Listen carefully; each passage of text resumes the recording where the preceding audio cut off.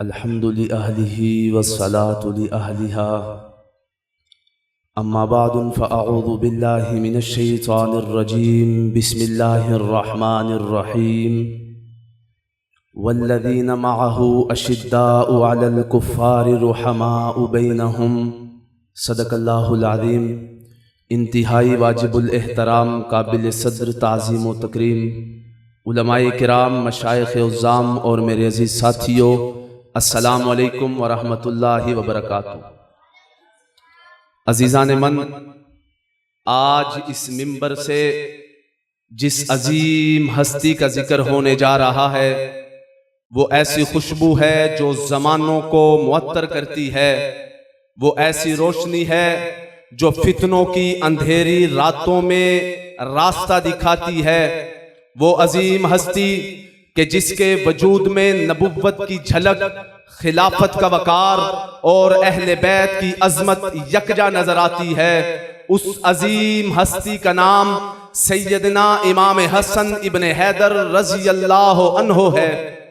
عزیزان من، امام حسن رضی اللہ عنہ وہ عظیم ہستی ہیں کہ جن کے بارے میں کائنات کے محبوب پیغمبر امام الانبیاء صلی اللہ علیہ وسلم منبر پر کھڑے ہو کر کے فرماتے ہیں کہ میرا یہ بیٹا سردار ہے اور اللہ اس کے ذریعے مسلمانوں کے دو گروہوں میں صلح کرائے گا۔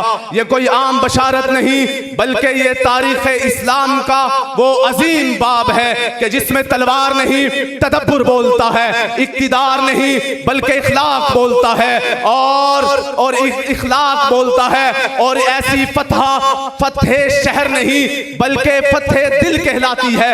امام حسن رضی اللہ عنہ وہ عظیم ہستی ہیں کہ جن کی آنکھیں رسول خدا صلی اللہ علیہ وسلم کے سائے میں کھلی، جن کی پرورش علی المرتضیٰ کی گود میں ہوئی، جن کے لہجے میں سیدہ فاطمہ الزہرا کی نرمی اور مٹھاس بولتی ہے، جن کی سواری صدیق اکبر کے کندھے بنتے ہیں، جن کا چہرہ رسول انور کے مشابہ کردار، قرآن کی تفسیر اور مزاج سراپا حلم و بردباری۔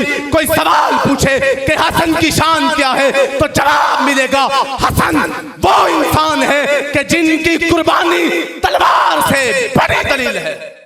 میرے دوستو، حضرت حسن رضی اللہ عنہ وہ عظیم ہستی ہیں، تاریخ میں بہت سے فاتح گزرے مگر امام حسن وہ واحد فاتح ہیں جنہوں نے تخت چھوڑ کر دلوں پہ حکومت کی۔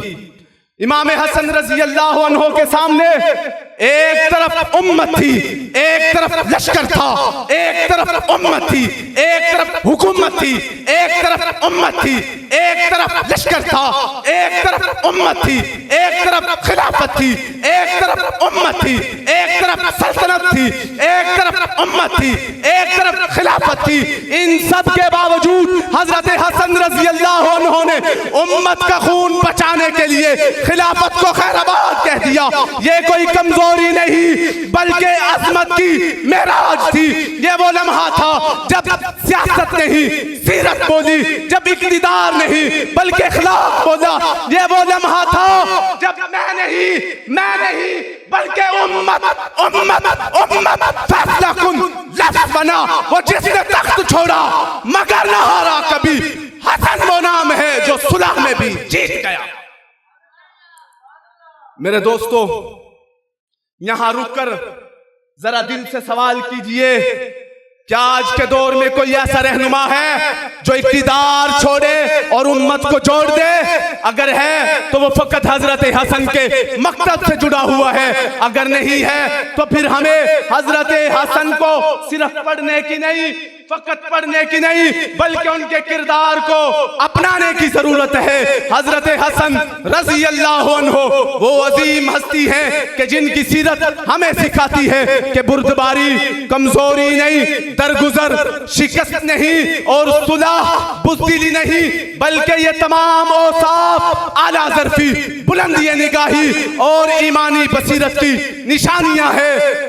یہی وجہ ہے کہ امام حسن رضی اللہ عنہ صرف تاریخ کا کردار نہیں بلکہ ہر دور کی ضرورت ہے۔ آج جب امت ٹکڑوں میں بکھری پڑی ہے، آج جب زبانیں تیز اور دل سخت ہو چکے ہیں، تو ہمیں پھر سے حضرت حسن کی طرف لوٹنا ہوگا، جن کی سیرت ہمیں سکھاتی ہے کہ اختلاف میں ادب، طاقت میں ضبط اور قیادت میں ذمہ داری جیسے اصول ہمیں اپنانا ہوں گے۔ میرے دوستو، اگر حضرت علی کا بازو عدل ہے، فاطمہ الزہرا رضی اللہ عنہ کی گود پاکیزگی ہے، رسول انور صلی اللہ علیہ وسلم کی آغوش رحمت ہے، تو حضرت حسن ان سب کا حسین امتزاج ہے۔